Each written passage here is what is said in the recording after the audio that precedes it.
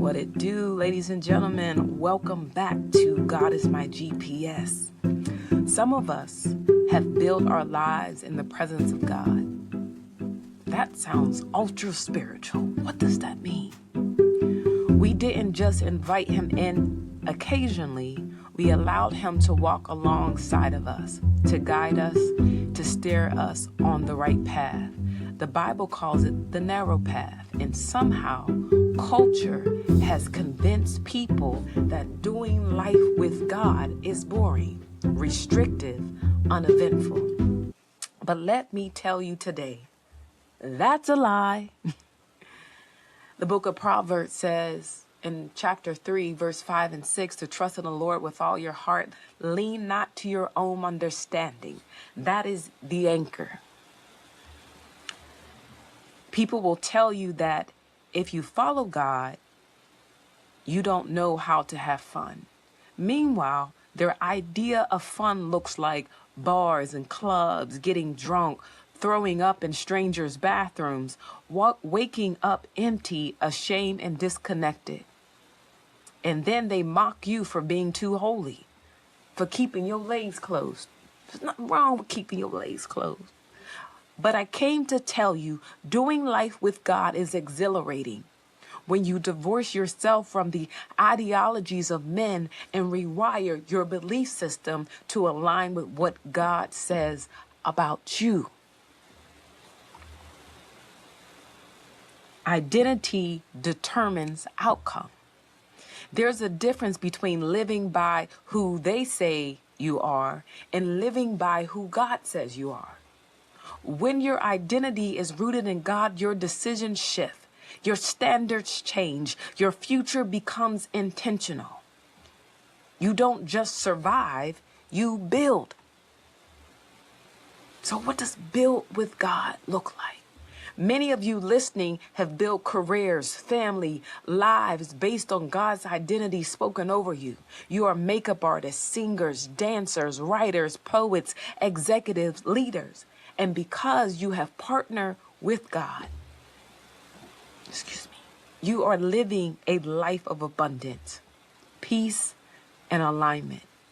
Not perfection, but purpose. Those who built without God. Now let's be honest. There are others who have built their lives outside of God. Some of them look successful. Some of them appear to be winning.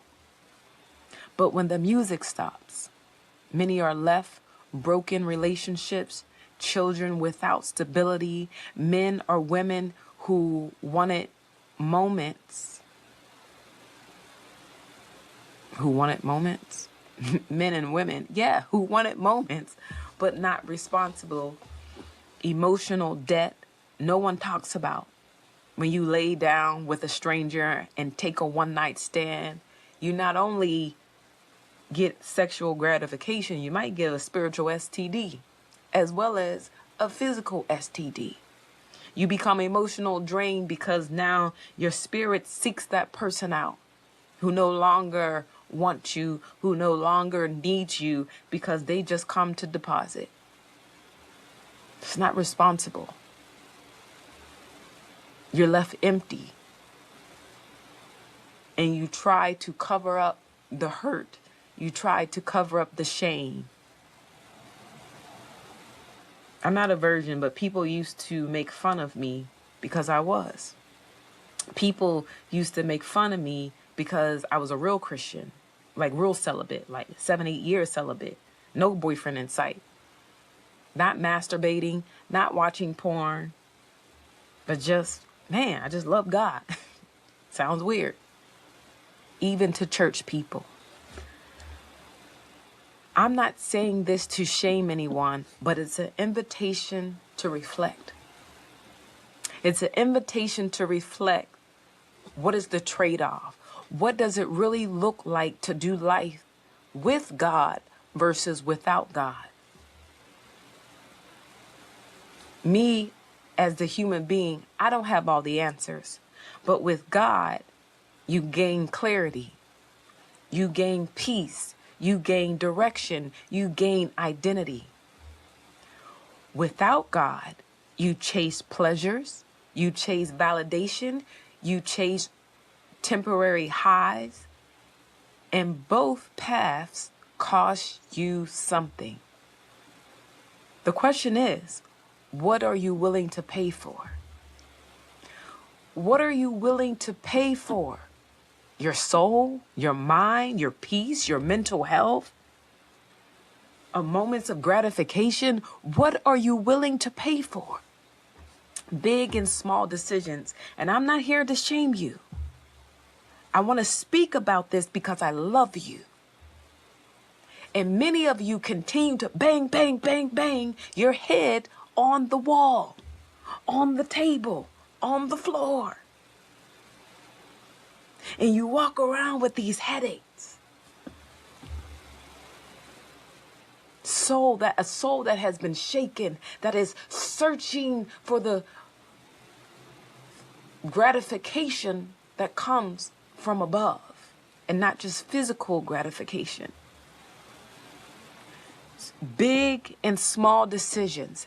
This isn't just about extreme choices. It's about the small ones too. Who you date, how you speak, what you tolerate, how you build, how you rest. Every decision is a seed. What seeds are we planting for our future, ladies and gentlemen? When we say who you date, and I'm up there at 44, ladies and gentlemen. Many people mocked me for years. My family, they thought I'm not going to say no names. People thought I was gay because I never brought men home. And I remember telling my mom that I was raised to be a hoe. And she said, no, you wasn't. I was raised to be a hoe because a lot of my aunts and uncles, some of them were married, some of them weren't married. And every family reunion, they brought a different person to this reunion. These people ain't trying to settle down. Every time I would see them, they would be a different woman, a different man. Everybody just all over the place. Gratifying the flesh. And I watched them be broken. I watched how empty a lot of them look. And then my cousins, they start having children and getting in relationships and getting out of relationships. And I would hear about abuse and things like that. So to protect myself, I didn't do a lot of dating. To protect myself, and I also figured that if this is what dating looks like, if this is what life looks like, that's not what I want. And I called myself learning from their mistakes. Did I pass up some really good men because of it? I don't think so. Because the dating pool, ladies and gentlemen, is real felt here. The dating pool is slim because those same people and the same women and the same men, they were having children and their children was having children, and nobody was raising them. And nobody teaches you. So I got a bachelor's of art. I've been in several cohorts. I have certain certifications. But one of the things I learned that we're not trained on how to communicate, whether it be with a mom and dad, with children, with siblings. We don't learn how to engage with the opposite sex. We hear more about having sex and protective sex, but what does it look like to date and gather data, to gather information and say, based off of what I know about myself, that this person is not a life partner. I don't want to waste a moment of gratification to find out that you're not my life partner. But I was going down a rabbit hole, sorry. Maybe not. Maybe somebody needed to hear that. When you're dating, it's data you're collecting to understand based off of what you know about who God says you are in this moment.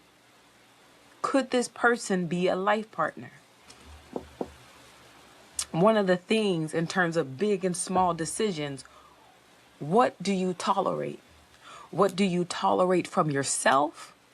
What do you tolerate from others? We talked about in the season of designing our life with God is boundaries.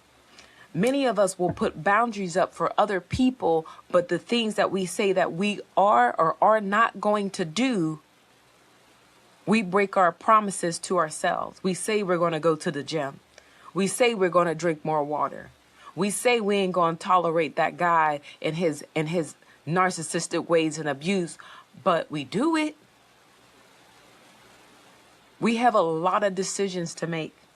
And it's time for you to pull out your journals, and it's time for us to have these conversations with God. Because in this season, the next decision is, how are you going to build? How are you going to build? And so in doing life with God and designing your life with God, we got to ask for strategy. We got to ask for the next steps, the next plan. And if we are disciplined enough to listen and to hear, even though I don't know about y'all, me, even though I'm not patient, he will speak. In this season of the hustle and bustle culture, running after the American dream, or I don't know where you're located, but everybody's running towards something.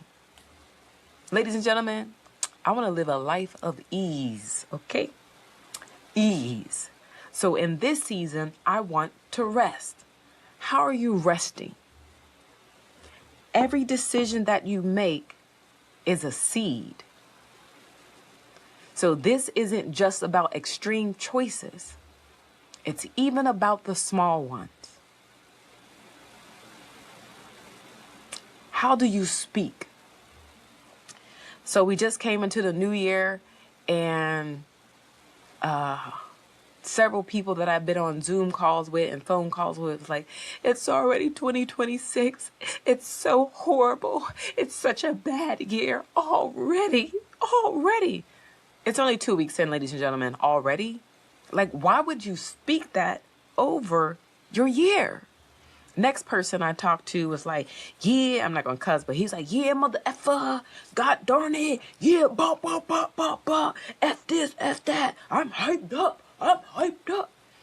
So I was like, what is all that for? I don't give a darn. I'm hyped up.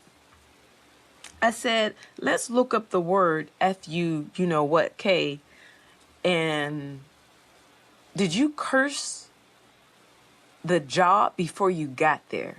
Because you said F that. Our words are very powerful. The Bible says, be transformed by the renewing of your mind. What are you reflecting on? What are the things that you're taking in? And what are the things that you're regurgitating out of the heart? Because out of the heart speaks is the man, it shows you who you really are.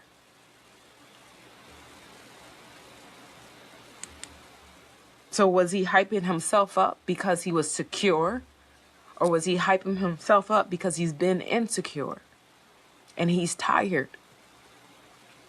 It's time for even him to make changes. I don't know about you, ladies and gentlemen, but I'm tired of being sick and tired of being tired, living the same way, doing the same thing. In 2025, I had to make some changes, and they were small, they were subtle. It allowed me to rest. I started speaking life over myself. It allowed me to build. I had to start cutting people off. I had to start putting boundaries in place. So when December came, it was the first time I felt in a few years where I didn't have this weight on my shoulder. And I chose in 2025 to do life with God. And I'm hoping that each and every one of you will decide and declare that I am designing my life with God. That no longer will I have one foot on the altar and one foot in the streets. The narrow path isn't boring. It's intentional. It's rich. It's fulfilling.